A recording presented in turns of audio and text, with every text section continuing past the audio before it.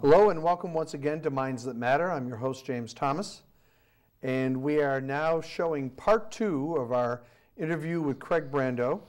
For those that missed the show last month, this show is about a member of Riverwood staff who works at the Housing First program in Providence, who had a mother who suffered from bipolar disorder, and we had quite a good discussion about everything that she had gone through and the effect that had had on Craig. So without further ado, we wanted to welcome Craig back and continue with our discussion about being a survivor, being a person who's been challenged by a family member with bipolar disorder, and the kind of effect that's had on Craig over the years, and what's brought him to working at Riverwood now. So welcome again, Craig.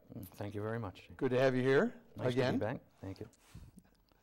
So I wanted to ask you about, we started touching on it a little bit at the end of the last show, about your work that you've been doing with working with the homeless through the Housing First program in Rhode Island, which is a part of Riverwood Mental Health, and how that fits with your philosophy and the process of the healing that you've gone through in terms of the history that you've had with growing up with a mother who had bipolar disorder. Can you reflect some on how that's been going for you?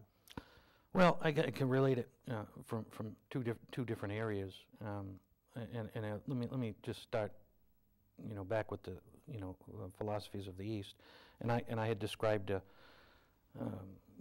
how I was in this cycle of emotion and thought, and a lot of it was negative, and today, because of my studies, I'm in a new circle, which begins with mindfulness and awareness. And with mindfulness, we generate empathy.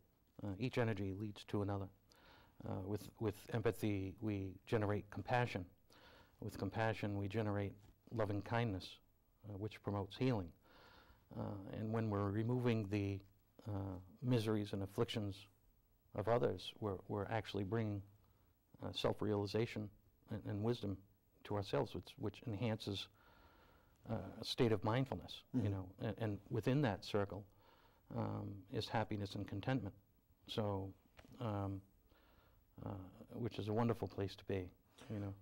Those are all concepts that would take anyone who's been studying them a bit of time to internalize them. We can read about anything and that sounds nice, but I'm still rebellious, I'm still torn, I'm still broken, I'm still in pain, I'm still having trauma issues. When did you start to internalize some of the Eastern philosophy that you were studying, so that it became, for lack of a better term, maybe second nature, that this circle of mindfulness became more a part of how you live your life versus a concept out there somewhere, external? Well, it took 7 years, I think, and I think it would be fair to say that in the 7th year, I needed the continued reading, the refreshing, so on and so forth, and I would say it was in that 7th year that I might have even gotten sick of reading, at that point, but. That was pretty much it. 7 years of that study. That throughout time. Let me say that I was meeting folks, along the way, and I started to gear myself towards people who were compassionate, kind, had a greater understanding of humanity, and I found that I was very comfortable. In that world, and actually I've been blessed with just some remarkable people along my way. You had mentioned to me before that you had a hard time letting folks in, that you often would sort of set up relationships to fail. When did that flip for you? When did you realize that this isn't working anymore. I don't want to be that kind of person. I want to be a person who is mindful. I want to be a person who's compassionate. And I want to be a person who's moving toward relationships, moving toward life, instead of reacting to life. Well, I think that I think that realization came when I realized that I was actually my own worst enemy. I was almost, in a sense, manipulating myself, as a result of the conditioning, that I suffered, in the cruelty as a child. Mm-hmm. So to pinpoint it would be difficult, but the more that I studied, the more I healed. It's just like anything else. Let me make an analogy with regard to the substance abuse world. Where folks have to make a complete change, in their lives. They have to, adjust the friends that they have, get themselves away from these, poor influences, so on and so forth. I literally had to do the same because when I was in that rebellious stage, I was certainly surrounding myself with, folks who were like me, Mm-hmm. the same mentality and so on and so forth, and it became weighty. I didn't want to. I was, in a sense, tired of myself, Well, what led you to the Housing First position? I mean, was it the notion that I'm ready to help people, I want to help people, this looks like a good match? Well, I think natural law would have brought me to a place of service, at some point. I don't know that it necessarily would have been in the mental health field, Mm-hmm. but I'm glad that it did. Like I say, it fits. What I've been through, I can certainly have an understanding of the people and what they're going through, how they're suffering. Sometimes it's just a matter of listening, Mm-hmm. to these folks that is a gift for them, to listen wholeheartedly, to be an ear, guidepost. So like I say, I think natural law would have brought me to this stage anyway, and I think I'm lucky that I'm in the mental health field. Mm-hmm. Yeah. I know some of the folks that you work with. Mm. I know some of the challenges that they've had and how difficult their lives can be at times, where they don't want you just to listen. They want stuff done. Mm. They want the light fixed. They want the heat on. They want the apartment. They want groceries. They want medical appointments. There's lots of things that we all want that they want. And you being a case manager, they're going to you and saying, Craig, can you help me with this? Mm. And from my perspective, you seem to have a lot of patience for the folks that you work with. Is that a function of this circle of mindfulness that you were talking about before? I believe so. I believe compassion, a clear understanding of compassion and humanity helps me with that, But, I can answer that a different way. Who really wants to watch anyone suffer? Mm-hmm. And if you can ease someone's pain and watch them thrive as a result of that, as a result of the efforts that being that guidepost or that light in their lives, and watch them thrive once again. And we're talking very, very broken people that society has given up on, and to see that, Mm-hmm. you don't put a value on something like that.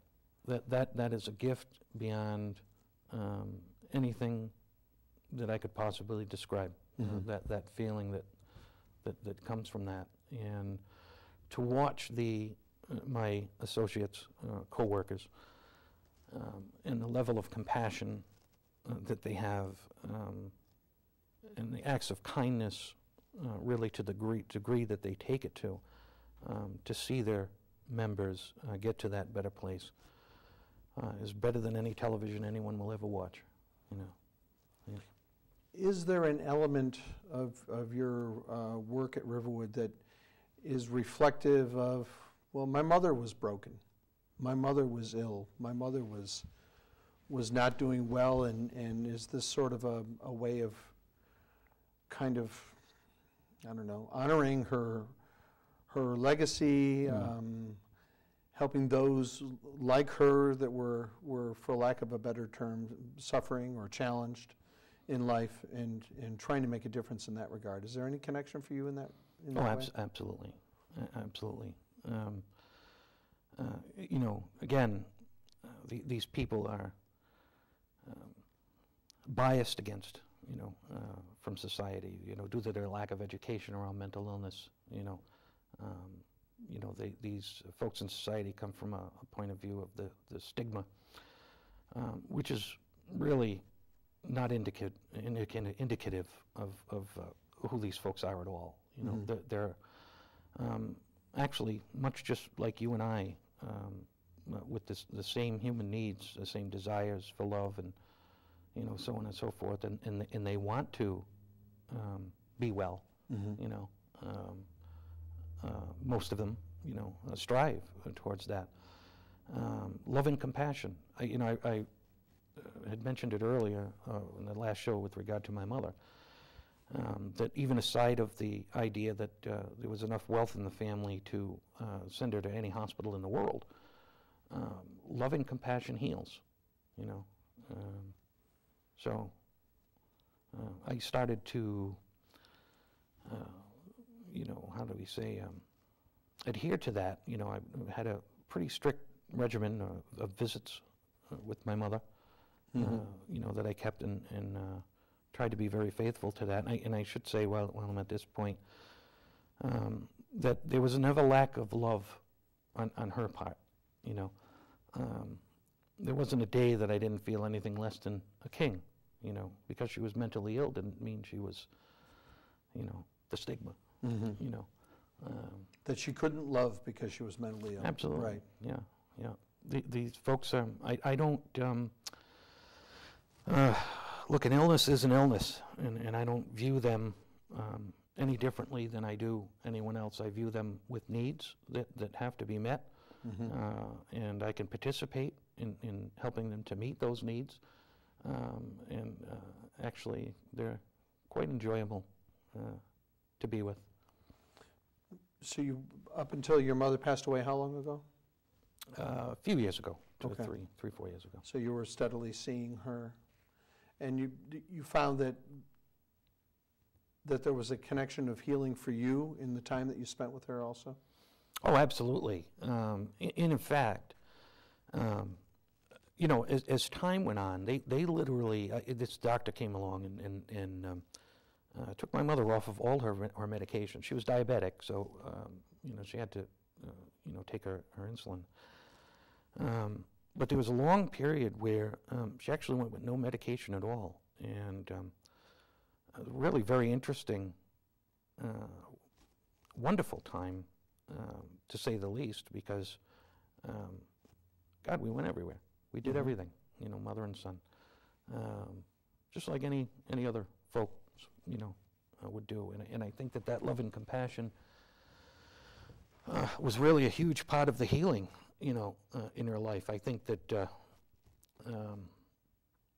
you know, her relationships, you know, through the nursing home, you know, those folks there took very good care of her, you know, and made her feel special.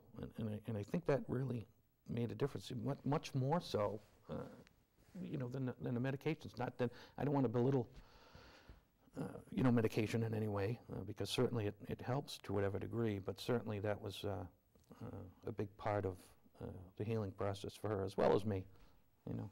Now, she ended up not having any of the medications except for the diabetic medications? Right. And you didn't see a change in her mental status at all? In fact, you thought it improved? I thought it improved. Wow, we were everywhere. In fact, one of the last places that we visited, we were up in the Indian Reservation in Connecticut, Pequot Reservation. We went to the museum there, and we liked that museum. In fact, we were out searching for a native cross. I wanted a native cross, which unfortunately we wouldn't find. It took me 5 years to find it, actually. Where did you find it? This is it, by the way. It's under my shirt here. I'm going to pull it out and show that to you. This was actually, I found it at the powwow in the Pequot reservation. What stones are those? Is it turquoise or? Turquoise, and I'm not quite sure of the other stones in there, but this was actually made by the Dene, which more commonly known as the Navajo. But interestingly enough, there's a really wonderful story behind this. My mother had passed, and the following year we'd gone up to, I went with my wife, and we went up to the powwow, and I saw the cross, and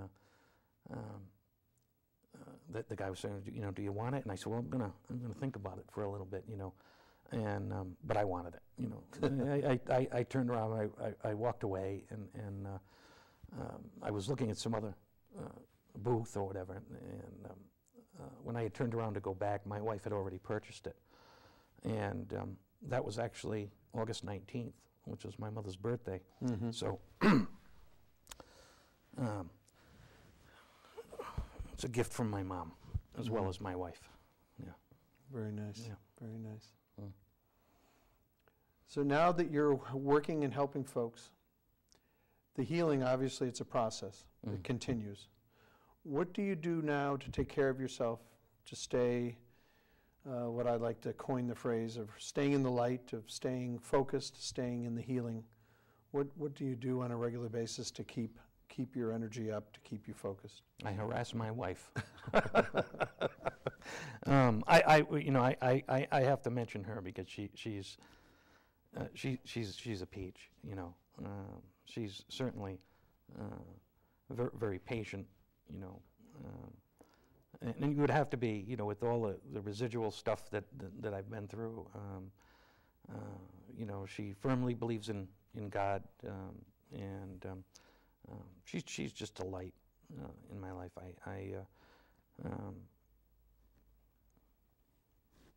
That's about all I can say. She's just my catalyst for getting up in the morning and getting out there, and she's just revives my spirit on a daily basis. Yeah.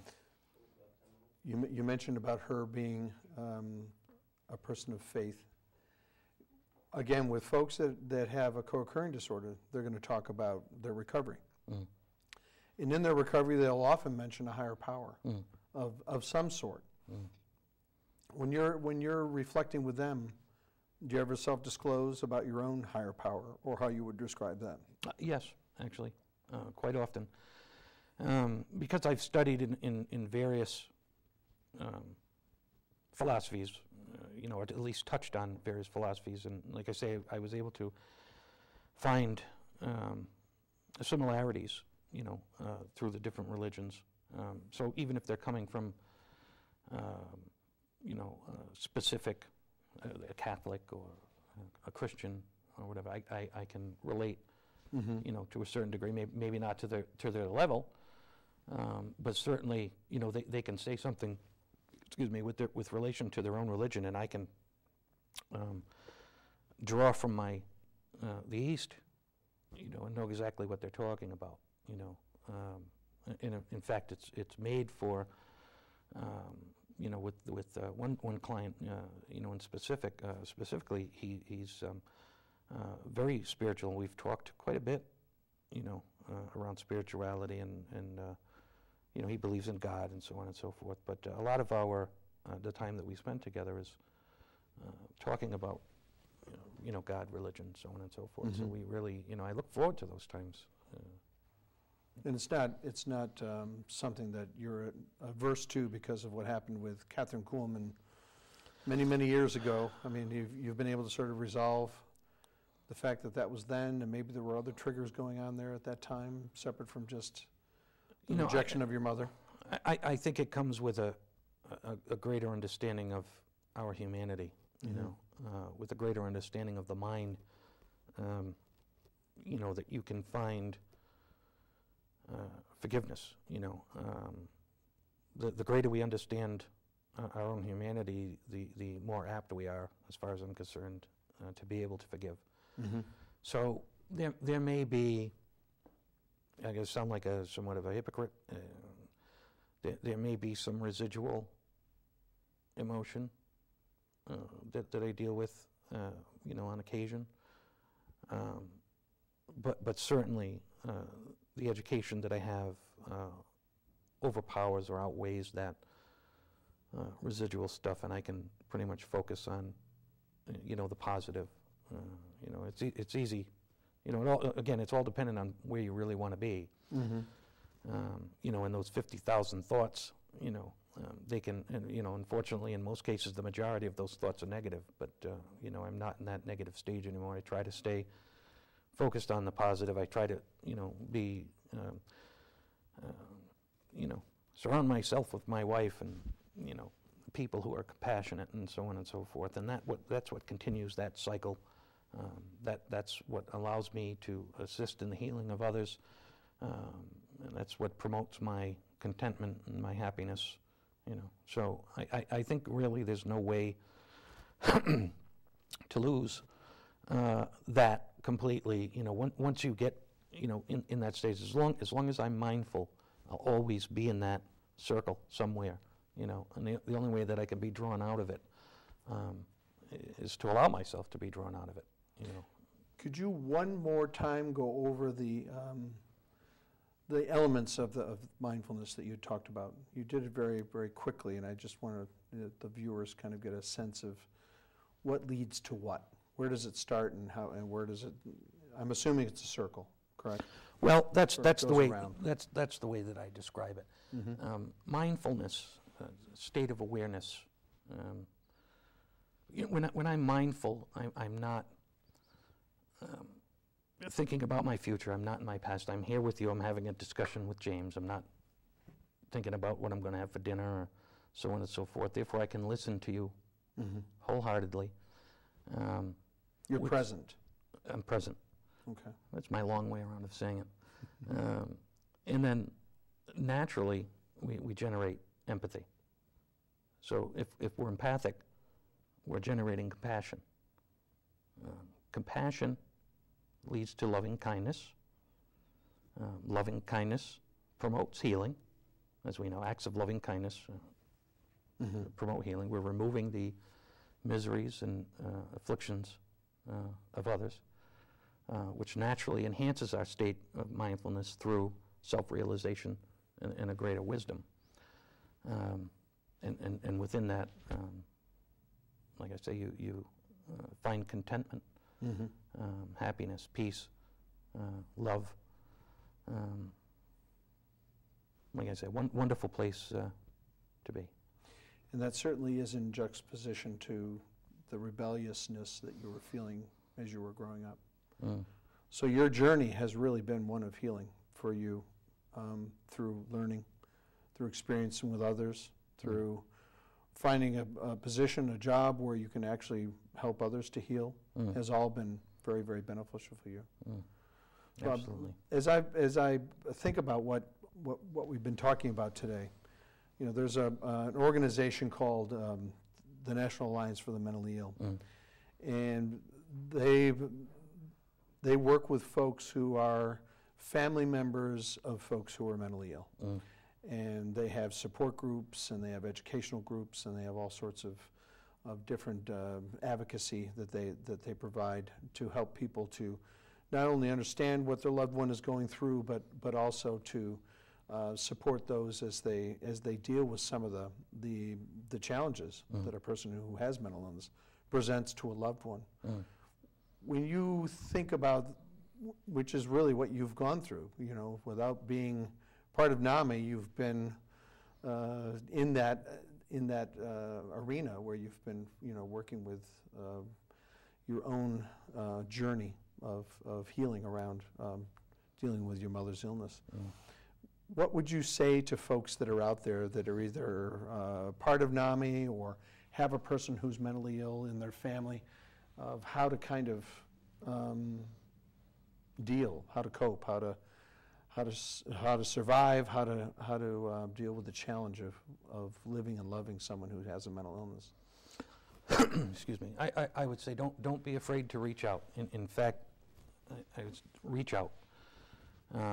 You will find a world of non-judgment, people who understand what you've gone through, what you're going through, so on and so forth, and with no stigma attached, you know.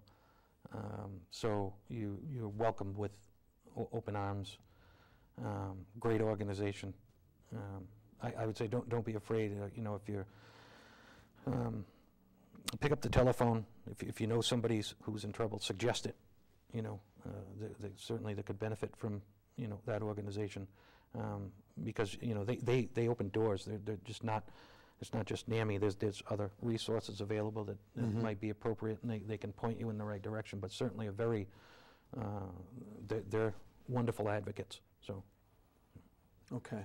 All right. That's a good validation and affirmation of what they do. It's a very important aspect of the healing process, is being with other folks that are going through the same thing. Right.